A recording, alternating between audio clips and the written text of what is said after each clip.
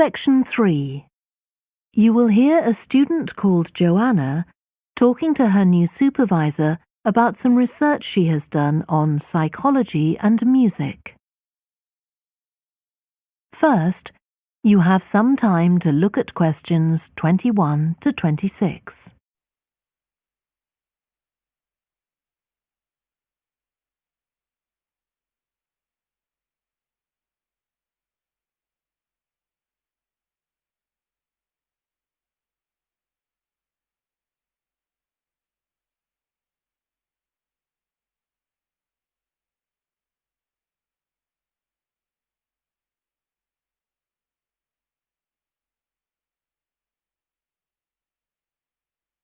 Now listen carefully and answer questions 21 to 26. Hi, Joanna. Good to meet you. Now, before we discuss your new research project, I'd like to hear something about the psychology study you did last year for your master's degree. So, how did you choose your subjects for that? Well, I had 6 subjects, all professional musicians and all female.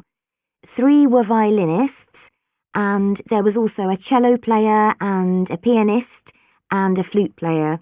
They were all very highly regarded in the music world, and they'd done quite extensive tours in different continents, and quite a few had won prizes and competitions as well. And they were quite young, weren't they? Yes, between 25 and 29. The mean was 27.8.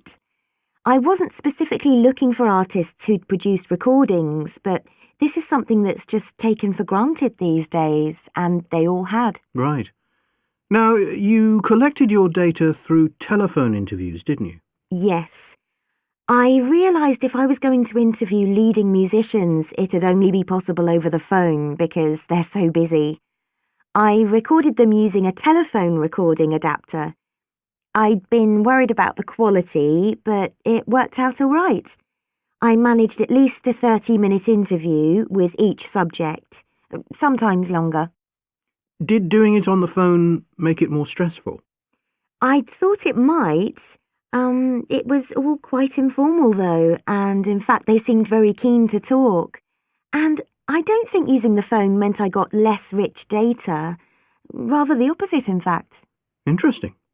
And you were looking at how performers dress for concert performances? That's right. My research investigated the way players see their role as a musician and how this is linked to the type of clothing they decide to wear. But that focus didn't emerge immediately. When I started, I was more interested in trying to investigate the impact of what was worn on those listening, and also whether someone like a violinist might adopt a different style of clothing from, say, someone playing the flute or the trumpet. It's interesting that the choice of dress is up to the individual, isn't it? Yes. You'd expect there to be rules about it in orchestras, but that's quite rare.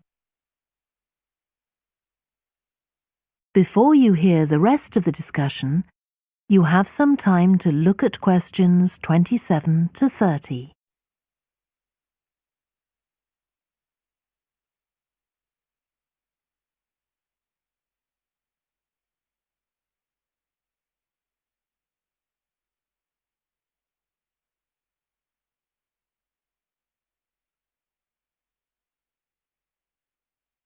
Now listen and answer questions 27 to 30.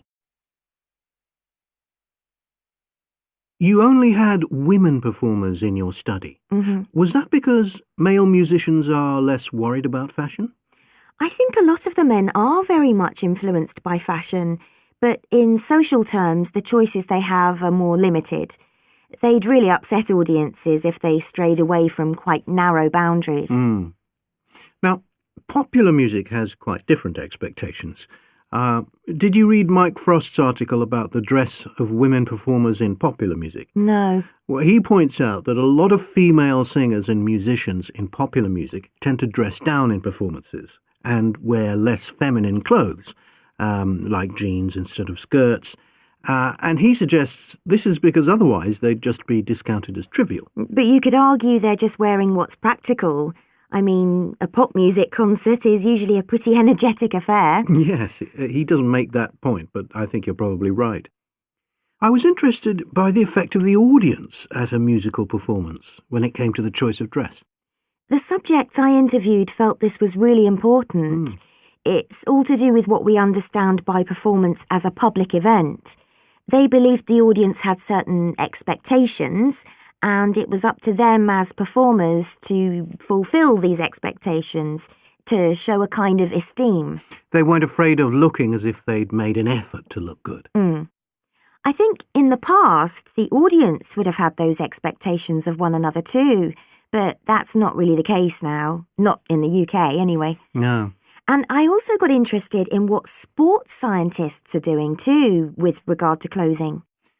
Musicians are quite vulnerable physically, aren't they? Because the movements they carry out are very intensive and repetitive. So I'd imagine some features of sports clothing could safeguard the players from the potentially dangerous effects of this sort of thing.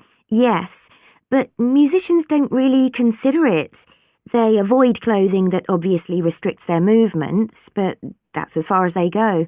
Anyway, coming back to your own research, do you have any idea where you're going from here? I was thinking of doing a study using an audience, including... That is the end of section 3. You now have half a minute to check your answers.